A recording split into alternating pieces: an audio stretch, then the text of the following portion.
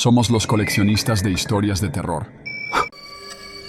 Hay pueblos donde ocurren cosas oscuras, pero en Puebla y Oaxaca la oscuridad respira y responde: voy a entregarte algo. Y después de esto, la oscuridad ya no será la misma.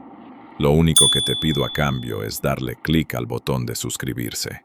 Consiguió la corona y perdió algo que jamás podrá recuperar. Yo antes no era así, o por lo menos eso me gustaba pensar. Vivía con mi mamá y con mi hermana, en una casa sencilla donde a veces faltaban cosas, pero nunca faltaba una comida caliente ni alguien que preguntara cómo me había ido. Mi mamá era de esas mujeres que podían llegar cansadas, con los pies hinchados, y aún así sacaba fuerzas para sonreírte. Mi hermana, aunque me desesperaba, quería estar en todo. Cómo me vestía, con quién salía, qué decía, qué hacía. Y yo solo quería una oportunidad para que el mundo me mirara distinto. Desde chiquita me obsesioné con la idea de ser reina de belleza. No por la corona nada más, sino por todo lo que venía con ella. El respeto, la atención, la sensación de entrar a un lugar y que todos voltearan a verte. Yo me esforzaba, me cuidaba, ensayaba, sonreía, caminaba como si ya estuviera en un escenario grande, pero por dentro vivía con una angustia que no le contaba a nadie, la de sentir que nací para algo más y que la vida, por alguna razón, no quería soltarlo. Entonces empecé a rezar más. Le pedí a Dios en silencio que me ayudara, que me abriera una puerta, una sola. Pero pasó el tiempo, llegaron las clasificaciones, y esa puerta siguió cerrada frente a mí. Y con cada derrota pequeña, algo en mí se fue endureciendo.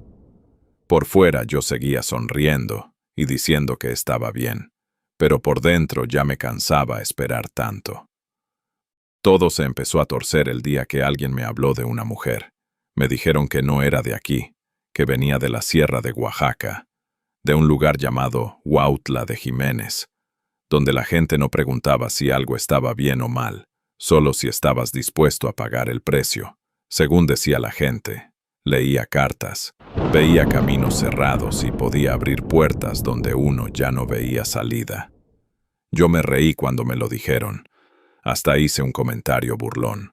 Pero esa misma noche no pude dormir, porque cuando una persona está desesperada, cualquier locura que prometa resultados deja de sonar absurda. Pasaron 2, 3 días, y la idea seguía allí, metida en mi cabeza como una espina. Yo me repetía que solo era curiosidad, que quería comprobar si era una farsante, que no iba a hacer nada raro. Mentira. En el fondo yo ya estaba buscando permiso para hacer algo que me diera ventaja. Y cuando por fin fui a verla, sentí miedo, pero no suficiente para dar media vuelta y regresar sola. Cuando esa mujer me recibió, no sentí que estaba entrando a un lugar extraño. Sentí algo peor, que estaba entrando a un sitio donde ya me estaban esperando. Ella no me habló con voz de loca ni con palabras raras. Me habló despacio, mirándome como si pudiera leerme por dentro. Me dijo que yo tenía brillo, que había nacido para sobresalir, pero que había caminos cerrados encima de mí. Y luego soltó la frase que me terminó de hundir: lo que tú quieres sí puede ser tuyo, pero no te va a llegar rezando a tu Dios. Yo debí levantarme ahí mismo. Debí irme sin pensarlo 2 veces. Pero no lo hice. Porque cuando alguien te dice exactamente lo que quieres escuchar, el miedo se queda callado por un momento, y en ese silencio uno se convence de cosas que en otro instante jamás aceptaría. Me quedé mirándola, dudando todavía, con esa sensación incómoda en el pecho. ¿Qué tengo que hacer?, le pregunté al final. Ella se levantó sin prisa, como si cada movimiento ya estuviera ensayado desde hace años. Encendió las velas una por una, murmurando cosas que yo no alcanzaba a entender del todo, y el ambiente empezó a sentirse pesado, como si el aire mismo se volviera más denso. En medio de todo eso, Me miró fijamente y me hizo una pregunta que en ese momento me pareció sencilla, pero que ahora entiendo que lo cambió todo. ¿Usted qué está dispuesta a dar por ese reinado? Yo no supe qué contestar de inmediato. Nunca me habían hecho una pregunta así. Para mí, el reinado era una oportunidad, una salida, una forma de tener algo más en la vida. Así que, casi sin pensar, le respondí: pues, lo que se pueda dar. Yo no sé nada de esto. Ella sonrió apenas, como si ya esperara esa respuesta. Entonces tráeme un animal, dijo. Pero no cualquiera, el que usted más ame, el que usted quiera muchísimo. En ese momento sentí algo raro en el pecho, como una incomodidad que no supe explicar. Pensé en mi gato, el que llevaba conmigo un par de años, y le dije que podía llevarlo. Pero ella negó con la cabeza, firme. No, el gato no. Algo que usted quiera más. Ahí fue cuando supe exactamente a quién se refería, aunque no lo quisiera aceptar. Mi perro. Mi perrito llevaba conmigo 8 años. Era un labrador chocolate, noble, tranquilo, de esos que te miran como si entendieran todo. Había estado conmigo en momentos en los que nadie más estuvo. Era compañía, era cariño, era hogar. Y aún así, lo llevé. Recuerdo ese día con una claridad que me duele. Él iba feliz, moviendo la cola, sin saber nada. Confiaba en mí como siempre lo había hecho. Yo lo acariciaba, pero no podía mirarlo mucho tiempo a los ojos. Había algo dentro de mí que me decía que no lo hiciera, que me regresara, que todo eso no estaba bien. Pero lo ignoré. No quiero entrar en detalles de lo que pasó después, porque todavía hoy me pesa. Solo sé que en ese momento sentí como si algo dentro de mí se rompiera, y al mismo tiempo, como si algo más se abriera. Y sí, recibí lo que quería. Gané el reinado departamental. Recuerdo la corona, las fotos, la gente felicitándome, el orgullo de mi familia, las miradas. Todo parecía perfecto. Yo estaba feliz, o al menos eso creía. Sentía que todo había valido la pena, que ese sacrificio tenía sentido porque me estaba llevando a algo más grande. Pero no se detuvo ahí. Había un hombre que trabajaba en el gobierno, alguien con poder, con presencia. Yo lo quería, o más bien, estaba obsesionada con la idea de estar con él. Sentía que si lograba eso, ya lo tendría todo. Así que volví. La busqué otra vez. Sí, a esta bruja. Ella no se sorprendió al verme, como si supiera que iba a regresar. Eso es fácil, me dijo. Usted ya tiene un título, una posición. Ya te abrí el camino. Yo sentí alivio al escuchar eso, como si ahora sí todo fuera sencillo. ¿Qué tengo que hacer?, pregunté. Y entonces lo dijo, con la misma calma de siempre. Simplemente trae a tu gato. Ahí dudé. Pero mucho menos que la primera vez. Mi gato había estado conmigo menos tiempo. Era cariñoso, sí, pero en mi mente ya no pesaba igual. Y eso es lo que más me asusta ahora. Darme cuenta de cómo empecé a justificarlo todo. Es solo un gato, me decía. Ya hice algo más difícil antes. Esto es para algo mejor. Lo llevé. Otra vez el mismo ambiente, las mismas velas, las mismas palabras que no entendía. Pero esta vez fue distinto. Ya no estaba tan nerviosa. Ya no sentía ese nudo en el pecho tan fuerte. Era como si me estuviera acostumbrando. Y eso fue lo peor. Porque en ese momento ya no era la misma persona que había entrado ahí por primera vez. Algo en mí ya se había endurecido. Ya no estaba entregando solo animales. Estaba entregando partes de mí, sin darme cuenta. Y aún así, cuando salí de ahí, lo único que pensaba era en él. En que ahora sí iba a poder acercarme. En que ahora sí todo iba a salir como yo quería.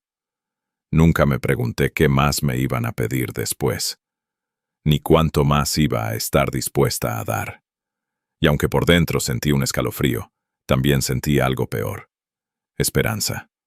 Una esperanza sucia, desesperada, impaciente. Esa fue la primera amenaza real. No ella, no el lugar, no lo que insinuaba. La amenaza fui yo, aceptando que mi ambición valía más que mi paz. Porque desde ese instante ya no estaba preguntando si aquello estaba bien o mal. Estaba preguntando cuánto tardaría en darme resultados. Y cuando una persona cambia su conciencia por urgencia, aunque todavía siga respirando normal, ya empezó a caminar directo hacia su ruina sin darse cuenta. La cosa es que sí funcionó, y eso fue lo peor. Porque si nada hubiera pasado, tal vez yo me habría asustado, habría vuelto a mi casa y todo terminaba ahí. Pero no. Empezaron a llamarme más, a invitarme, a incluirme en eventos donde antes ni me miraban. Gente que jamás me había tomado en cuenta de pronto me sonreía. Se empezaron a acomodar cosas que antes parecían imposibles. Y yo, en vez de asustarme, me emocioné. Sentí que por fin había encontrado la llave exacta para abrir la vida que yo quería. Después vinieron más deseos. Primero uno, luego otro, y otro más. Porque cuando el primer favor te sale bien, te convences de que puedes controlar el siguiente. Yo empecé a querer no solo ganar, sino también gustarle a cierta gente, acercarme a personas de poder, quitarme de encima a quienes me incomodaban, y poco a poco todo empezó a sentirse más fácil. No porque lo fuera, sino porque yo ya venía rota de antes. Ya había llorado a mi perro. Ya había pasado por ese dolor que en su momento me pareció imposible de soportar. Después de eso, el gato se volvió lo de menos. Así de frío suena, pero así lo sentía en ese momento. Como si hubiera cruzado una línea invisible y ya no hubiera forma de volver atrás. Y ahí fue cuando entendí, aunque no lo quise aceptar, que cada cosa que me pedían iba subiendo de nivel. Y yo, en lugar de detenerme, iba cediendo más rápido, porque ya no era solo lo que quería lograr, era lo que sentía que no podía perder. Mi vida afuera empezaba a verse mejor, más atención, más oportunidades, más gente acercándose, pero dentro de mí, algo ya no estaba bien. Había una incomodidad constante, una sensación de que siempre había alguien mirando, esperando, como si yo estuviera en deuda. Y en medio de todo eso, estaba mi hermana. Al principio, ella quiso ayudarme. Quiso ser mi manager, organizarme, guiarme. Y por un tiempo, yo lo vi bien. Era mi hermana después de todo. Pero poco a poco, su presencia empezó a pesarme. No sé en qué momento cambió. Tal vez fue la forma en que empezó a opinar de todo. Tal vez como quería decidir por mí, o como parecía tener siempre la razón. Yo la veía y sentía que su vida era perfecta, que ella tenía el control de todo, mientras yo apenas estaba construyendo algo. Y en lugar de admirarla, empecé a sentir algo más oscuro. Envidia, molestia, cansancio. Me incomodaba tenerla cerca. Me fastidiaba que opinara. Me desesperaba sentir que me vigilaba. Y lo peor es que empecé a convencerme de que ella era un obstáculo, que si ella no estuviera, todo sería más fácil. Y con ese pensamiento, regresé. No recuerdo haber dudado tanto esa vez. Creo que ya iba preparada para lo que fuera que me dijeran. Ella me escuchó, como siempre, en silencio. No me juzgó, no se sorprendió. Solo asintió lentamente, como si lo que yo sentía fuera completamente normal. Entonces hay que quitarla del medio, dijo, así, sin más. Y yo no dije que no. Lo que vino después fue diferente a todo lo anterior. Ya no era un animal. Ya no era algo que yo pudiera justificar tan fácilmente en mi cabeza. Pero aún así, seguí.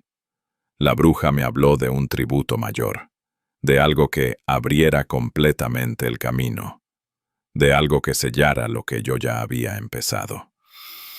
No voy a describir todo lo que pasó. porque hay cosas que ni siquiera hoy puedo repetir sin sentir que me ahogo. Solo sé que hubo otra persona involucrada. Alguien vulnerable. Alguien a quien le hicieron perder el control. Alguien que fue llevado poco a poco a un punto sin retorno. Y yo estuve ahí. No hice nada para detenerlo. Eso también pesa. Después de eso, me explicaron lo que seguía. Me dijeron que para que todo se cumpliera, tenía que haber un vínculo directo. Algo que conectara a mi hermana con aquello que ya se había tributado. Yo apenas entendía, pero asentía a todo. Preparé lo que me dijeron. Lo mezclé como me indicaron, y un día cualquiera, en algo tan simple como un jugo, se lo di. Recuerdo ese momento como si el tiempo se hubiera vuelto lento. Ella confiaba en mí. No sospechaba nada. Me hablaba normal. Y yo solo esperaba. No pasó mucho tiempo. El accidente ocurrió de forma repentina. Todo fue confuso, rápido, irreversible. La llamada, el hospital, la noticia. Todo se mezcló en un solo instante que todavía hoy siento como un golpe en el pecho. Mi hermana murió. Así, de un momento a otro. La gente habló de mala suerte, de coincidencias, de cosas que pasan. Nadie vio más allá. Pero yo sí sabía, porque antes de que todo ocurriera, ya me lo habían dicho, que una vez hecho eso, ya no había vuelta atrás.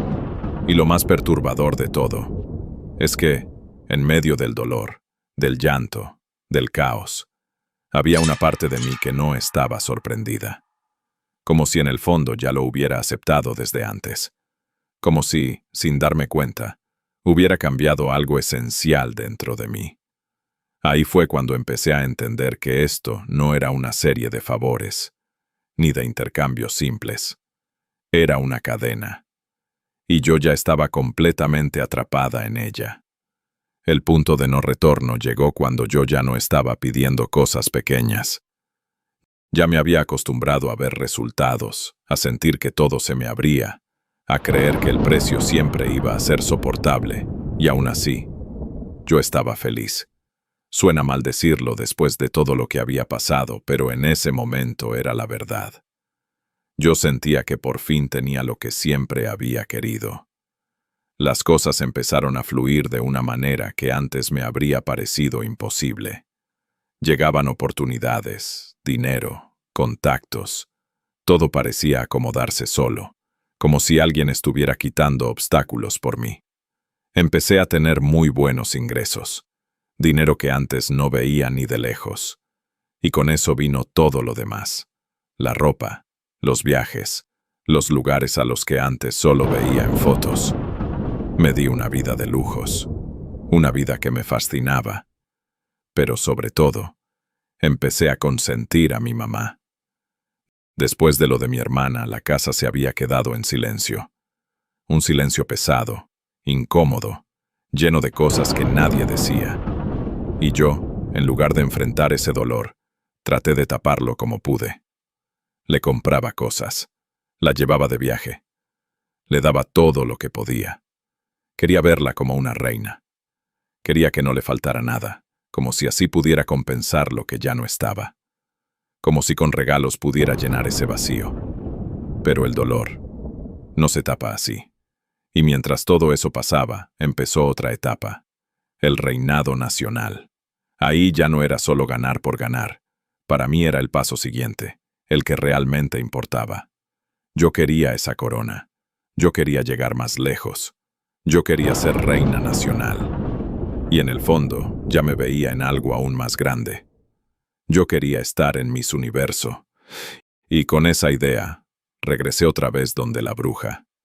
Ya no con miedo, sino con una mezcla rara de ambición y costumbre. Como si todo eso ya fuera parte del proceso. Me escuchó, como siempre, y esta vez no rodeó tanto las cosas. Para el reinado nacional, me dijo, ya es diferente. Sentí un nudo en el estómago, pero pregunté igual. ¿Qué tengo que dar? Hubo un silencio breve. Uno de esos silencios que pesan más que cualquier palabra. ¿Tu madre? No, dije. Lo solté rápido, casi sin pensarlo, como si esa respuesta hubiera salido de la única parte de mí que todavía seguía limpia. No, con ella no, agregué, sintiendo cómo me temblaba la voz. A mi mamá no, tragué saliva, cualquier otra cosa. Pero ella no. La mujer se quedó en silencio. No dijo nada durante unos segundos que me parecieron eternos. Solo me miraba. Y en esa mirada había algo raro, algo entre lástima y amenaza. Pero aún así, pregunté. ¿Y para Miss Universo? ¿Qué quieren? No sé por qué lo hice. Tal vez por ambición. Tal vez por soltar una respuesta entre mofa, rabia y miedo. La respuesta fue aún más fría. 1 año después que seas Miss Universo, tú tendrás que venir con el Señor de las Tinieblas. No explicó más. No hacía falta. Y ahí sí lo sentí claro. Un límite. No, dije. No quiero. Esa vez me levanté con una sensación distinta, como si por primera vez en mucho tiempo estuviera tomando una decisión propia. La bruja que me ayudó con todo eso, la que me hacía las cartas, la que me abría caminos, fue la misma a la que le dije que ya no. Ya no quiero seguir, le dije. Quiero cerrar ese ciclo. Si no gano el reinado nacional, no importa. Ella me miró con una seriedad que no le había visto antes. Se le va a venir todo para atrás, me dijo. No importa, respondí, aunque por dentro sí me importaba. Ya no quiero más. No discutió. No insistió. Solo asintió. Pero tenía razón, porque todo empezó a cambiar. En plena preparación para el reinado nacional, fui descalificada. Así, de un momento a otro, sin explicación clara, sin oportunidad de defenderme. Todo por lo que me había preparado, todo lo que había imaginado, se cayó. La desesperación me llevó a buscarla otra vez. Ayúdeme, le dije. ¿Qué puedo hacer? Pero ella negó con la cabeza. Ya no se puede hacer nada. Usted dijo que no quería seguir. Pero intenté insistir. Usted alcanzó a entrar, me interrumpió. Y esto se divide como en 3 partes. Usted llegó a la segunda. No entendí de inmediato. ¿Cómo así? Primero fue el animal. Luego, una persona que usted quisiera. Usted llegó hasta ahí. Pero la tercera es cuando ya no le importa nada. Sentí un frío recorrerme el cuerpo. Usted se detuvo en la segunda, continuó. Pero ya vio, ya conoció. Ahora tiene que prepararse, porque lo que viene no es bueno. Salí de ahí con una sensación que no sabía explicar. Como si algo se hubiera quedado abierto. Y en efecto, empezó. Mi mamá cambió. Al principio eran cosas pequeñas, comentarios, miradas, silencios, pero luego empezó a volverse más directo, más hiriente. Desde que entraste en esos reinados, tú ya no eres la misma, me decía. Y yo trataba de ignorarlo, de pensar que era el duelo, el dolor por mi hermana. Pero un día me dijo algo que me dejó sin aire. El día del accidente, ella salió peleando contigo. No supe qué decir. Tú la hiciste salir así, continuó, con rabia, sin control. Y mira lo que pasó. Sentí que el mundo se me venía encima. Mamá, yo no. Intenté defenderme, pero ella no escuchaba. Tú eres la peor mujer del mundo, me dijo. Desde que empezaste con eso, te perdiste. Y lo peor es que en el fondo, una parte de mí sentía que tenía razón. Poco a poco, toda mi familia empezó a alejarse. Comentarios, críticas, miradas de desconfianza. Era como si todos vieran algo en mí que yo ya no podía esconder. Y cuando mi mamá me dio la espalda por completo, fue cuando empezó lo realmente grave. La casa dejó de sentirse como hogar. Al principio eran detalles pequeños, ruidos en la noche, pasos cuando no había nadie, cosas que cambiaban de lugar. Yo trataba de convencerme de que era mi imaginación, de que estaba sugestionada, pero no. Había noches en las que me despertaba con la sensación de que alguien estaba en mi cuarto. No veía nada, pero lo sentía. Una presencia, pesada, observándome. A veces las puertas se movían solas, o escuchaba susurros que no lograba entender, o sentía como si algo pasara detrás de mí. Y cuando volteaba, no había nada. Y lo peor era el ambiente. La casa se sentía cargada, oscura, como si todo lo que había hecho hubiera dejado una puerta abierta que ya no sabía cómo cerrar.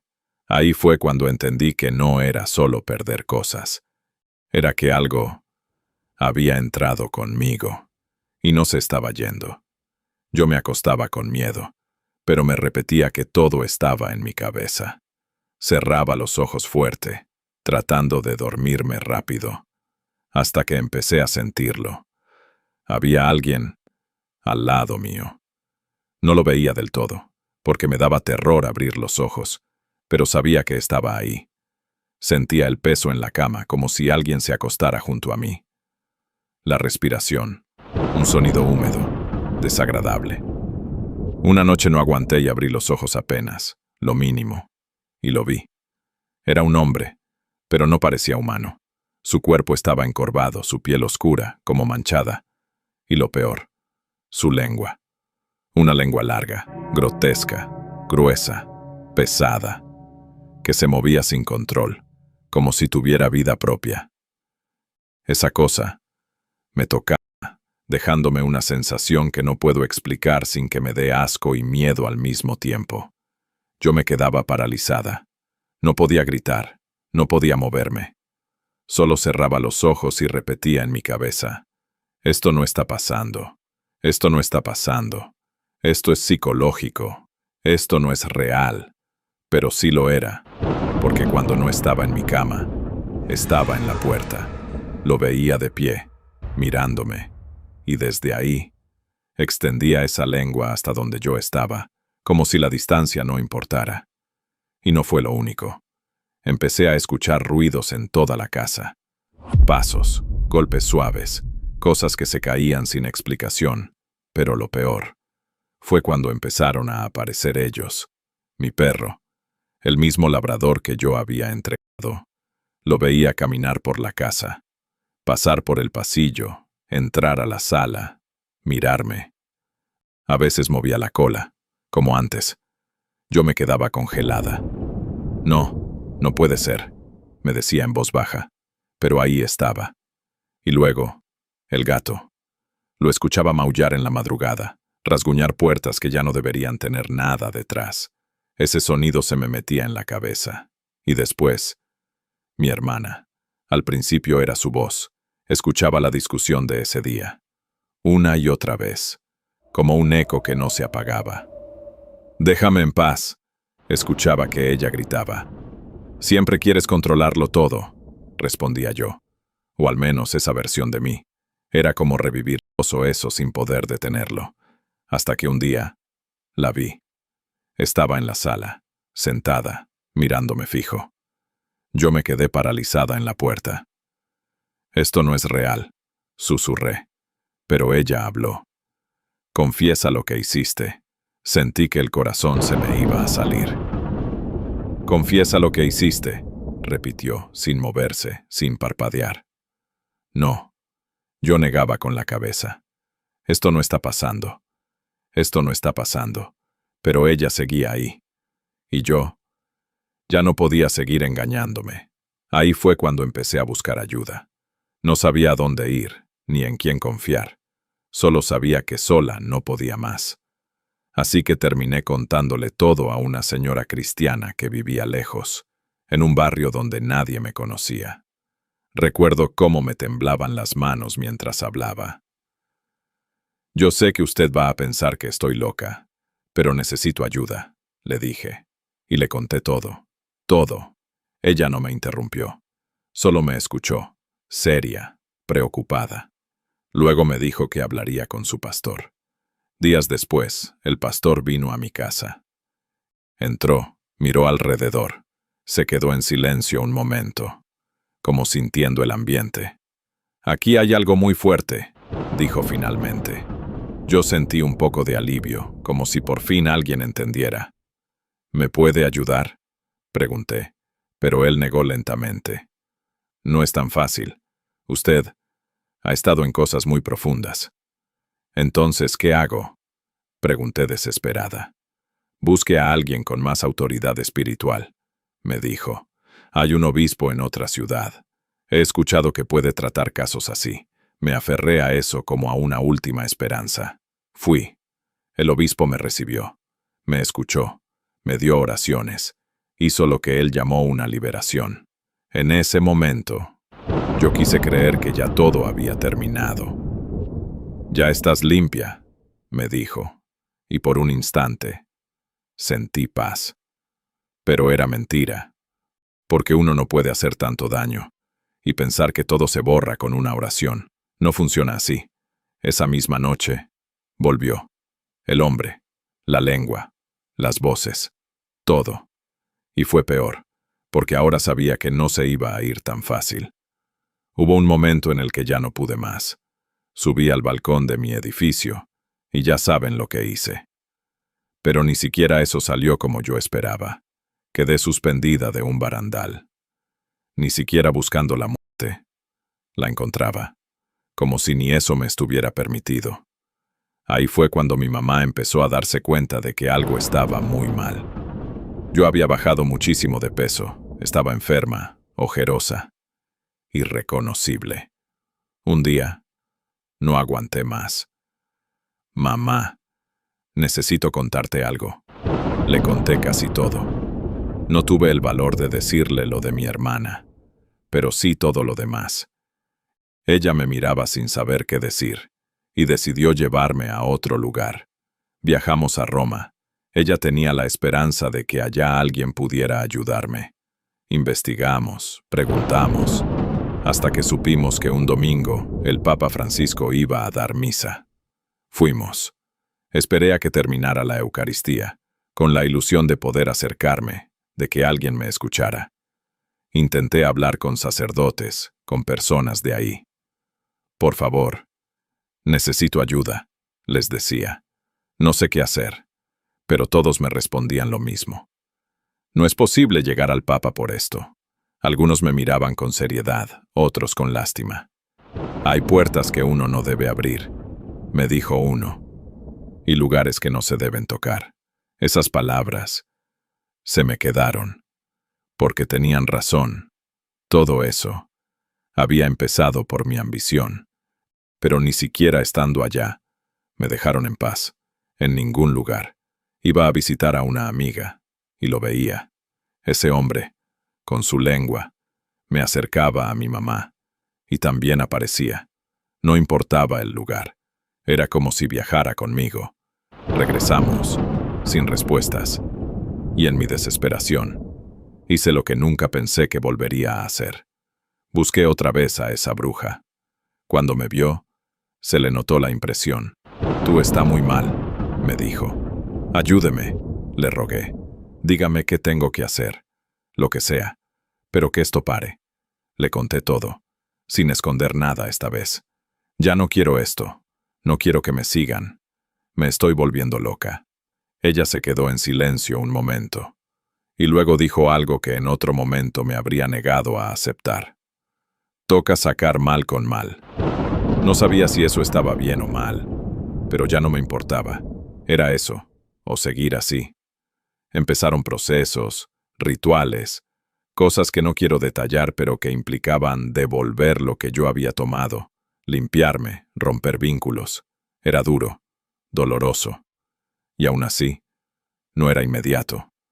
Había días en los que parecía mejorar, y otros en los que todo volvía peor. Y en medio de todo eso, empecé a escribir, un diario, porque tenía miedo. Miedo de no salir viva de todo eso. Miedo de que, si algo me pasaba, mi mamá nunca supiera la verdad. Así que escribí todo, desde el principio. Cada decisión, cada cosa que hice, cada error, todo lo que te estoy contando. Lo dejé ahí, con mi puño y letra. Había páginas manchadas de lágrimas, de desesperación, porque yo ya no quería vivir así. Ya no quería verlos. Ya no quería escucharlos. Ya no quería sentirlos. Pero por más que intentaba limpiarme, por más que buscaba ayuda, ellos seguían ahí. Un día, una voz en mi interior me dijo que debía ir a un lugar, y fui a ese lugar. Hasta ahí llegan sus palabras. Es lo último que escribió mi hija. Sí, soy su madre. Y lo que estás escuchando ahora no es un invento, ni una historia que alguien me contó. Es su historia. La dejó escrita con su propia mano, en las páginas de un diario que encontré días después de su desaparición, escondido entre su ropa, como si supiera que algún día yo tendría que leerlo. O tal vez, entenderlo. Desde ese día no se supo más de ella. Desapareció sin dejar rastro.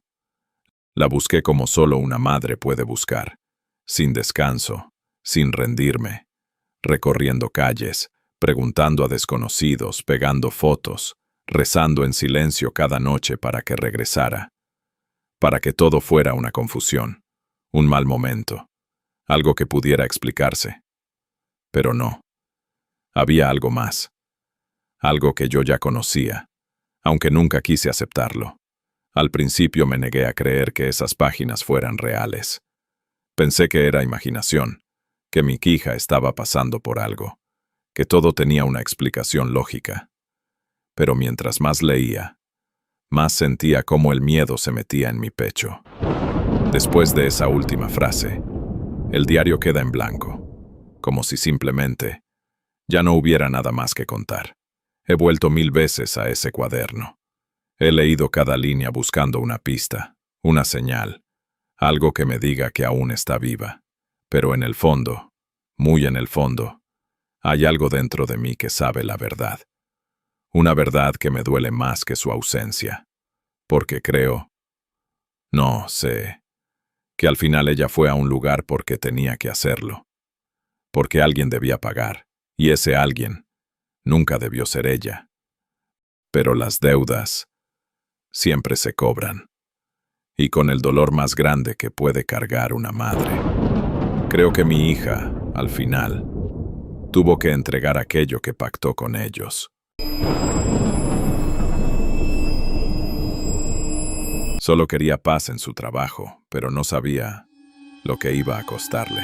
Mi nombre es Nelly. Soy de San Andrés Tzicuilan, Puebla. Y esto no lo cuento para presumir un favor, sino para advertir un precio. En ese tiempo yo estaba por terminar mi carrera universitaria. Me sentía orgullosa porque no había sido fácil llegar hasta ahí. Había estudiado con sacrificios, desvelos, viajes, trabajos pequeños y muchas dificultades que una aprende a tragarse cuando sabe que un título puede ayudarte a cambiarte un poco la vida. Por fin había conseguido mi primer empleo serio, y para mí eso significaba una puerta grande, una oportunidad para demostrar que sí podía valerme por mí misma. Al principio yo llegaba contenta. Me levantaba temprano, me arreglaba con cuidado, llevaba mis papeles en orden y pensaba que, aunque me faltara experiencia, tenía ganas de aprender. Quería hacer bien las cosas, quería agradar, quería quedarme, pero mi jefe era de esas personas que convierten cualquier lugar en un castigo. Nada le parecía suficiente. Si yo escribía algo, decía que estaba mal redactado. Si yo presentaba un trabajo, lo tachaba entero. Si preguntaba para corregir, contestaba de mala gana, como si mi voz le molestara. Aún así aguanté. Aguanté porque el sueldo no estaba mal para alguien que apenas iba empezando. Aguanté porque en mi casa esperaban que yo saliera adelante. Aguanté porque pensé que tal vez era una prueba, que quizá con el tiempo él cambiaría o yo aprendería a soportarlo. Y así pasaron los meses, con cansancio, con miedo a equivocarme, con ese nudo en el pecho que da saber que una va a trabajar, pero no a vivir en paz. Cuando llegaron mis vacaciones, pensé que ir al pueblo me iba a sanar. Fue en esas vacaciones cuando le conté todo a una tía. Yo solo quería desahogarme. Le dije que ya no podía más, que ese hombre me hacía sentir inútil y que había días en los que salía del trabajo con ganas de llorar. Mi tía me escuchó en silencio. Luego me dijo, «Mija, yo la voy a llevar con una señora que sí ayuda». Yo pensé en una recomendación de trabajo o en cualquier cosa normal, pero cuando le pregunté quién era, me respondió, «Es una bruja». Yo me reí nerviosa. Le dije que no creía en eso, que prefería renunciar antes de meterme con cosas oscuras. Pero ella insistió tanto que terminé dudando de mí misma. Y ahí empezó el verdadero problema, porque una cosa es no creer, pero otra muy distinta es estar cansada, sola y muy desesperada. Esa misma tarde fuimos a verla. Vivía a las afueras del pueblo, en una casa que desde lejos ya se sentía pesada. No sé cómo explicarlo. No era solo fea ni vieja, era como si el aire alrededor estuviera estancado, espeso, como si algo no quisiera dejarte respirar tranquilo. Había santos colgados en las paredes, veladoras consumidas, humo atrapado en el techo y un olor entre copal, humedad y cera rancia que me revolvió el estómago. Por un momento quise darme media vuelta. De verdad quise. «Vámonos, tía. Esto no me gusta nada», le dije en voz baja, casi sin mover los labios, pero ella me apretó el brazo. «Ya estamos aquí. No la hagas enojar». Mi tía se quedó en la entrada, como si supiera que no debía cruzar más allá, pero a mí me hicieron pasar a un cuarto más pequeño. La bruja estaba ahí sentada, inmóvil, mirándome fijo, como si no necesitara que yo hablara para saber por qué estaba ahí. Aún así, rompió el silencio. «¿Qué quieres?». Su voz era rasposa pero firme. Tragué saliva antes de responder. «No busco dinero, ni amor, ni venganza. Solo quiero que mi jefe deje de tratarme mal, que me deje trabajar en paz». Ella no mostró sorpresa, ni siquiera parpadeó. «Eso puede arreglarse», dijo sin emoción. Entonces se inclinó apenas hacia mí, como si lo que iba a decir fuera un secreto. «Las ánimas benditas del purgatorio escuchan. Ellas sí cumplen». Sentí un escalofrío. «¿Y qué tengo que hacer?». «Presentarte ante ellas, una novena exacta, sin fallar. Ni una sola noche». Dudé un segundo antes de preguntar lo que de verdad me preocupaba. «¿Eso es peligroso?». La bruja soltó una risa seca, corta, que no tenía nada de gracioso. «Peligroso es quedarte sin protección, y con enemigos encima». El silencio que siguió fue peor que la risa. Luego, sin dejar de mirarme, añadió, «Vas a comprar una veladora grande, blanca, no de las baratas». Asentí, aunque no estaba seguro de querer hacerlo. «En 3 noches iremos al panteón». No lo dijo como sugerencia, no lo dijo como opción, lo dijo como si ya estuviera decidido. Y en ese momento lo entendí. Ya no estaba pidiendo ayuda, ya estaba dentro de algo. Llegó la noche señalada y yo fui. Más por vergüenza que por convicción. Me daba cosa echarme para atrás después de que mi tía ya había movido todo. La bruja me esperaba afuera de su casa, envuelta en un rebozo oscuro, con la veladora en una mano y esa tranquilidad, esa calma rara que solo tiene la gente que está acostumbrada a entrar donde otros tiemblan. «Pensé que no ibas a venir», dijo sin saludar. «Ya estoy aquí», respondí, aunque ni yo misma soné convencida. Caminamos casi sin hablar. Solo se escuchaban nuestros pasos sobre la tierra y algún perro a lo lejos. Yo sentía el corazón en la garganta, como si en cualquier momento se me fuera a salir. Del modo en que entramos al panteón mejor ni hablo mucho. Solo diré que esa mujer tenía arreglos con el velador. «Pásele, madrina, ya sabe», se alcanzó a escuchar en la oscuridad. No parecía la primera vez que iba. La bruja se movía entre las tumbas como si conociera el sitio mejor que su propia casa. No dudaba, no se detenía. Avanzaba directo, y yo detrás, tratando de no perderla de vista. Me llevó hasta la parte más antigua. Ahí las cruces estaban vencidas. las lápidas comidas por el tiempo y el silencio.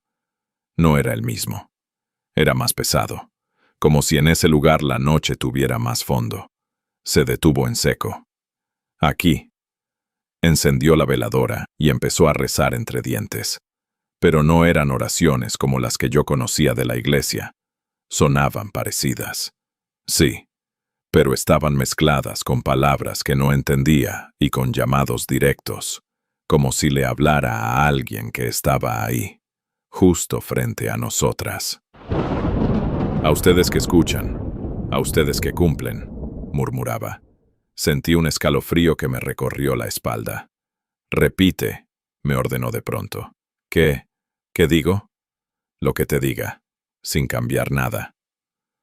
Intenté seguirle el ritmo, pero había frases que simplemente no entendía. A ratos me hacía repetir. A ratos me hacía callar de golpe. No hables, susurró de pronto. El silencio que siguió fue tan denso que me zumbaban los oídos. Estuvimos así mucho tiempo, o al menos eso me pareció. El tiempo ahí no se sentía igual, hasta que, de pronto, la llama de la veladora se apagó. No había viento, no hubo aviso, simplemente se apagó. La bruja inclinó un poco la cabeza y murmuró, casi para sí misma. Ya quedó consumado. Se me heló la sangre, porque en ese instante, aunque no vi a nadie, sentí claramente que ya no estábamos solas. Miré alrededor, tratando de distinguir algo entre las sombras, pero lo único que encontré fue esa sensación, esa certeza incómoda de que algo nos estaba mirando. Ya vámonos, dijo ella, como si nada. Antes de salir, metió la mano debajo del rebozo y sacó una hoja amarillenta, doblada muchas veces. Me la extendió.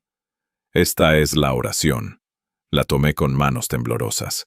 Durante 9 noches vas a prender la veladora, escribir el nombre de tu jefe y rezar. ¿Y si fallo una noche? Pregunté casi en un hilo de voz. La bruja me miró fijo, más seria que antes. No falles. No explicó más. No hizo falta. Yo hice exactamente lo que me mandó. Al día siguiente compré la veladora más grande que encontré. Regresé a mi casa, limpié la mesa donde iba a rezar y puse la hoja enfrente como si fuera un documento sagrado. La primera noche me costó empezar.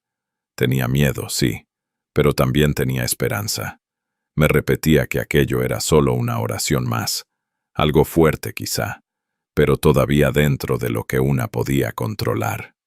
Encendí la veladora, escribí el nombre de mi jefe y recé palabra por palabra. La segunda noche me sentí observada. No vi nada, pero el cuarto estaba raro, como si el aire pesara más. La tercera noche la llama se movía aun cuando las ventanas estaban cerradas. La cuarta, juraría que escuché pasos detrás de mí. La quinta me dieron ganas de suspender todo, pero recordé la voz de la bruja diciéndome que no debía fallar ni una sola vez porque, si empezaba, tenía que terminar. Y seguí. Seguí porque ya había invertido miedo. Seguí porque quería que mi esfuerzo sirviera. Seguí porque, a esas alturas, abandonar también me parecía peligroso. Cada noche la oración se me iba pegando al cuerpo. Ya no tenía que leerla completa para recordarla. Y eso me asustó más que cualquier ruido, porque sentí que algo ajeno se estaba volviendo familiar en mi casa. A veces, mientras rezaba, me parecía que las palabras salían más fáciles de lo normal, como si ya me las estuvieran poniendo en la boca. Otras veces, cuando apagaba la luz para irme a dormir, me costaba dar la espalda a la mesa donde quedaban la hoja y la cera derretida. Yo sabía que aquello no me gustaba, pero al mismo tiempo seguía esperando el resultado. La bruja me había advertido 2 cosas con mucha claridad. No acostarme jamás sin hacer la novena del día, y la última noche dejar que la veladora se consumiera entera, sin tocarla, sin moverla, sin apagarla. Me lo dijo casi como amenaza, no como instrucción. Yo asentí, pero por dentro pensé que exageraba para meter miedo. 9 días me parecían demasiados, y yo ya estaba cansada de rezar algo que ni siquiera entendía del todo. Cuando llegó la 9ª noche, lo único que sentí fue alivio. Pensé, por fin se acaba esto. Y ahí, justo ahí, fue donde me equivoqué. Esa noche terminé la oración con prisa, no con respeto, no con recogimiento, sino con ganas de sacarme de encima aquella obligación. Arrugué la hoja, la aventé sobre la mesa y dejé la veladora encendida lejos de mi cama. Pensé que bastaba. Pensé que el ritual ya estaba hecho y que dormir antes de que se consumiera no cambiaría nada. Me acosté diciéndome que al día siguiente todo sería normal otra vez. Mi casa, mi cuerpo, mi sueño, mi vida. Pero cuando una se confía en algo así, ya no decide cuándo termina. Eso lo decide lo que invocó por su cuenta. No sé a qué hora empezó. Lo primero que recuerdo no es una imagen, sino una sensación. La de no poder moverme bien, como si mi cuerpo todavía siguiera dormido, pero algo ajeno ya lo estuviera usando. Después sentí un tirón en los pies. Pensé que estaba soñando. Quise abrir los ojos y no pude. Quise hablar y apenas me salió un gemido. Entonces vino el segundo tirón, más fuerte, y sentí claramente cómo mi cuerpo se deslizaba sobre la cama. En ese momento sí desperté, o eso creí. No veía con claridad, pero entendía que algo me estaba sacando del cuarto. No sentía manos como manos. Era más bien una fuerza, varias fuerzas, algo que me jalaba sin necesidad de tocarme como lo haría una persona viva. Mi espalda rozó el borde de la cama, luego el piso, y me dio. Intenté agarrarme de la sábana, pero no pude sostener nada. Yo rezaba por dentro, rezaba como podía, pero las palabras normales no me salían. Era como si el miedo me hubiera borrado lo aprendido desde niña. Luego empecé a escuchar murmullos. No una voz, muchas. Unas rezaban. Otras parecían cantar bajito. Otras hablaban tan cerca de mi oído que juraría que me estaban nombrando, aunque no entendía bien qué decían. No era un ruido desordenado. Era peor, porque tenía ritmo, tenía intención. Como si me llevaran dentro de una procesión que yo no veía, pero que sí me iba rodeando. Ahí fue cuando pensé, con una claridad horrible, que la bruja no me había mentido. Sí había algo escuchando mis rezos. Y esa noche habían venido por lo suyo. Por momentos recuerdo que me alzaban. Mi cuerpo dejaba de raspar y flotaba. Después volvía a sentir golpes, ramas, tierra, piedras pequeñas en la espalda y en los brazos. Abrí los ojos un instante y vi negro, puro negro, pero con movimientos. Sombras más densas que la misma oscuridad. Volví a cerrarlos porque sentí que, si miraba bien, me iba a volver loca. Seguían los rezos, seguían las voces. Seguía esa sensación de ir siendo llevada hacia un lugar que no me correspondía. Cuando por fin pude abrir los ojos de verdad, estaba tirada en el monte. Había frío, mucho frío. A lo lejos alcancé a ver las luces del pueblo, pequeñas, lejanas, como si no fueran mías. Me incorporé despacio y me dolió toda la espalda. Pasé la mano por mi ropa y sentí tierra húmeda, hojas pegadas, raspones. Me quedé sentada varios segundos repitiendo, «Dios mío, ¿qué hice? ¿Qué hice?» Y mientras lo decía, oí otra cosa, una especie de misa, allá, retirada, con rezos y un sonsonete triste que venía y se iba con el aire. No vi iglesia, no vi gente. Solo escuché. Corrí. No sé de dónde saqué fuerza, pero corrí.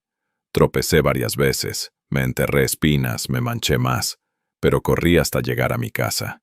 Cuando llegué, la puerta estaba abierta de par en par. Yo vivía sola. Eso me paralizó más que el monte. Entré temblando, cerré como pude y caminé directo hacia mi cuarto. Entonces vi la mesa, y sobre la mesa estaba la hoja. la misma hoja que yo había arrugado y tirado. Estaba extendida, casi lisa, como si alguien la hubiera colocado ahí con cuidado. La veladora ya no estaba como yo la había dejado. Había chorros de cera por todos lados. Y en el cuarto todavía flotaba un olor raro, una mezcla de humo y algo viejo, como ropa guardada de difunto. Esa noche no dormí. Me senté en un rincón, abrazándome las rodillas, esperando que amaneciera. Cada crujido de la casa me parecía una señal. Cada sombra me parecía una presencia. Yo quería pensar que había caminado sonámbula, que me había asustado por demás, que todo tenía una explicación, pero mi espalda ardía, la puerta estaba abierta y la hoja había vuelto sola a la mesa. Uno puede mentirse un rato, sí, pero hay señales que no dejan espacio. Apenas amaneció fui a buscar a la bruja. No quería verla, pero necesitaba que alguien me dijera qué me había pasado. Cuando llegué, ella ya estaba despierta, como si me hubiera estado esperando. En cuanto me vio la cara, sonrió. No con ternura, no con sorpresa, con una satisfacción fea, casi burlona. Me dijo, ¿qué pasó? Ya vio que sí trabajan. Yo le pedí la verdad. Le dije que me había despertado en el monte, que tenía marcas, que había oído rezos. Ella se encogió de hombros y respondió que las ánimas hacen esas cosas para presentarse, para dejar claro que tomaron el encargo, que no me asustara, que el favor ya venía en camino. Yo me quedé helada.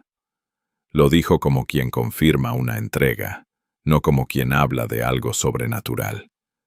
Y eso me aterrorizó más, porque comprendí que para ella aquello era normal. Le pregunté qué tenía que hacer para que no volvieran. Me respondió que, si todo salía bien, yo misma sabría agradecerles después. Después. Esa palabra me pesó muchísimo. Quise irme de ahí y no regresar jamás. Quise sacar de mi cabeza su casa, su voz, el panteón, la oración. Pero una vez que una ha visto algo así, ya no vuelve a mirar el mundo igual. Ya no puede. Regresé a mi casa sintiendo que cada persona que me cruzaba en la calle podía notar que algo se me había pegado. Me bañé 2 veces y aún así seguía oliendo tierra. Me miré la espalda en un espejo y vi moretones largos, como si me hubieran arrastrado entre piedras y raíces. Intenté romper la hoja, quemarla, tirarla otra vez, pero no me atreví. Solo la doblé despacio y la dejé donde estaba, como si tocarla demasiado pudiera provocar otra visita. Ese mismo día entendí que el miedo ya no estaba afuera, en el panteón ni en la casa de la bruja. El miedo ya estaba adentro de mi casa, y peor todavía, adentro de mí. Sin descanso alguno, esa misma semana se acabaron mis vacaciones y tuve que volver al trabajo. Yo iba aterrada, no solo por lo ocurrido, sino porque una parte de mí quería comprobar si el favor realmente se había cumplido. Y se cumplió. Desde que crucé la puerta sentí el cambio. Mi jefe no me habló con dureza, no me corrigió, no me miró con fastidio. Al contrario, me recibió amable, casi contento, como si de pronto yo le cayera bien. Pensé que tal vez solo estaba de buen humor, pero no. Horas después se acercó a mi escritorio con unos chocolates. Me dejó también una carta escrita a mano. En esa carta me pedía disculpas por su conducta. Decía que me había estado poniendo a prueba, que ahora veía que yo era una gran trabajadora, una mujer inteligente, paciente, capaz de manejar la presión. Yo leía eso y sentía alivio. Sí, pero también una cosa helada metiéndoseme por dentro. Porque yo no había pedido admiración. Yo solo había pedido paz. Durante los días siguientes se volvió todavía más atento. Me preguntaba si ya había comido. Me ofrecía ayuda que antes me negaba. Buscaba cualquier pretexto para acercarse. Y en muy poco tiempo pasó de ser amable a ser insistente. Insistente de una forma que no nacía del cariño, sino de una fijación rara, pesada, como si no pudiera dejar de pensar en mí. Hasta que un día, sin rodeos, me dijo que quería que yo fuera su novia. Ahí entendí el tamaño de mi error. Las ánimas sí me habían hecho el favor, pero no limpio, no derecho, no como yo lo había pedido. Habían torcido la voluntad de ese hombre y, al hacerlo, habían torcido también mi vida. Yo no estaba mejor, solo estaba metida en otro problema, uno más silencioso, más pegajoso y más difícil de explicar, porque ahora ya no me humillaban, ahora me perseguían con una devoción que no parecía humana. Ese cambio no me dio tranquilidad, me dio espanto. Cada sonrisa suya me recordaba el cementerio. Cada gesto amable me olía a deuda.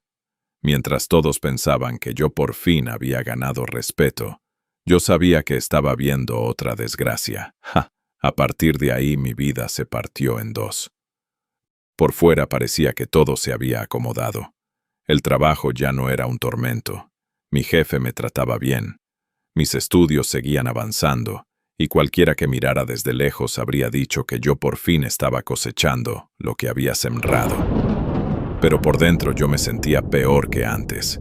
Vivía con una tensión constante, como si mi cuerpo supiera que algo seguía rondando, aunque nadie más pudiera verlo. En la casa comenzaron los ruidos. Primero fueron cosas pequeñas. Un golpecito en la cocina, un roce en la pared, el crujido de una puerta que yo juraba haber cerrado bien. Luego empezaron las pérdidas. Dejaba unas llaves sobre una mesa y desaparecían por días enteros. Buscaba en todos lados, me desesperaba. Y cuando ya estaba resignada, volvían a aparecer exactamente en el mismo lugar donde las había dejado. Lo mismo pasó con agujas, monedas, un listón, hasta con una estampita. No eran errores míos, era una insistencia, como si algo quisiera recordarme que seguía ahí, esperando. Dormir también se volvió difícil.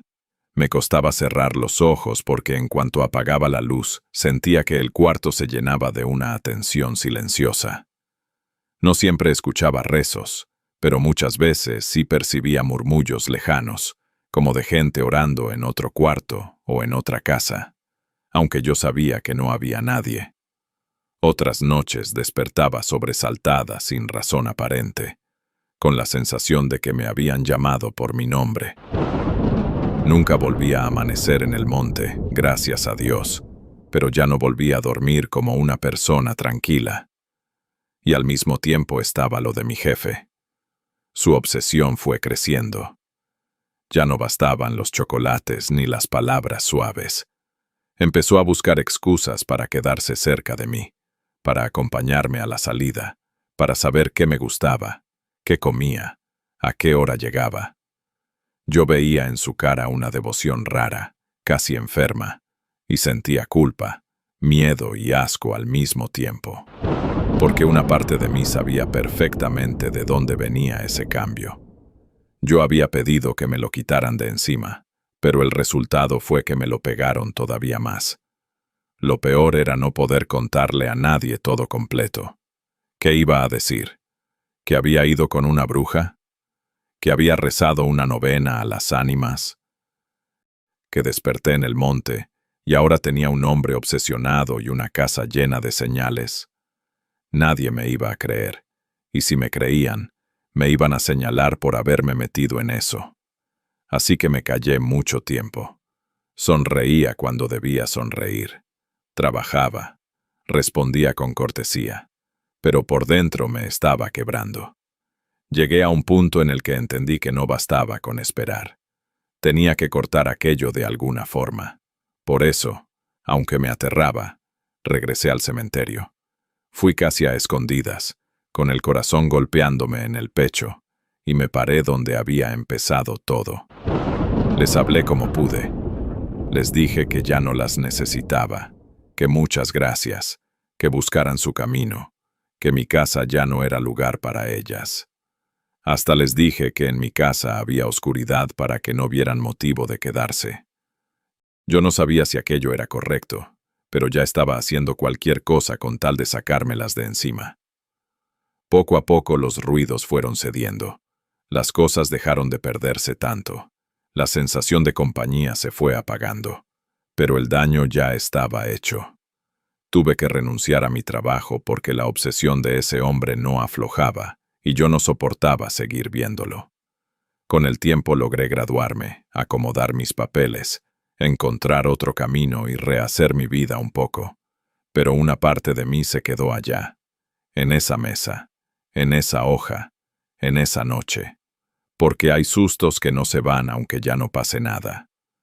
Se quedan como un mal sabor en el alma, y eso, créanme, también es una manera de quedarse atrapada sin que nadie más lo note. Eso pesa todos los días. Por eso yo no cuento esta historia como quien presume que encontró un atajo. La cuento como advertencia. Porque hoy hay mucha gente que habla de las ánimas benditas del purgatorio con una confianza que a mí me da escalofríos. Dicen que ayudan, que conceden favores, que si una les prende luz ellas responden. Y sí, responden. Ese es precisamente el problema. No todo lo que responde viene de Dios. No todo lo que concede algo viene limpio. Y no todo lo que parece ayuda termina siendo bendición. Yo sé que habrá personas que dirán que lo mío fue sugestión, cansancio, coincidencia o castigo por mi propia culpa. Está bien. Cada quien acomoda el miedo donde puede para seguir durmiendo tranquilo. Yo no discuto. Yo solo sé lo que viví. Sé lo que sentí cuando me arrastraron. Sé lo que escuché en el monte. Sé que la hoja volvió sola a la mesa. Sé que mi jefe cambió de un modo imposible. Y sé, sobre todo, que nada de eso me dejó paz verdadera. Me dejó resultado, sí. Pero también me dejó deuda, espanto y vergüenza. Si me preguntan hoy qué haría distinto, la respuesta es simple. Soportar más, renunciar antes, buscar otra salida, pedir ayuda a gente viva, aguantarme el orgullo, lo que fuera.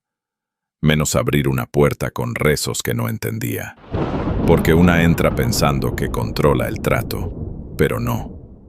Una entra pensando que pide poquito, que luego agradece y ya. Pero no. Una entra creyendo que toca la oscuridad apenas con la punta de los dedos, y cuando se da cuenta, la oscuridad ya le aprendió el nombre, la casa, el miedo y hasta la manera de llamarla. Por eso, si alguien que me está oyendo anda desesperado, enojado, cansado o humillado, escúcheme bien. No todo favor conviene. No todo camino rápido sale barato. No todo alivio es salvación. A veces una quiere resolver un problema pequeño y termina sembrando uno más profundo, más largo y más sucio. Y eso fue lo que me pasó a mí. Así que, si de algo sirve mi susto, que sirva para esto. No invoques lo que después no podrás despedir. No reces por compromiso a fuerzas que no conoces. No confundas un favor cumplido con una bendición. Porque hay historias que empiezan con una veladora, una oración y una necesidad muy humana. Y terminan con una persona repitiéndose, en medio de la noche, la misma pregunta que todavía me hago yo. ¿De verdad valía la pena? En serio, quiero que tú mismo me digas en los comentarios si para ti valdría la pena. Y si esta historia te dejó pensando, compártela con alguien que crea que jugar con eso no tiene precio. Lo tiene. Y a veces se cobra con miedo. Yo aprendí tarde. Ojalá usted no. Porque hay favores que se cumplen, sí. Pero desde el primer instante ya vienen acompañados de su cobro. Suscríbete y dale clic a los videos que aparecen en pantalla para más contenido aterrador. Somos los coleccionistas de historias de terror. Hasta la próxima.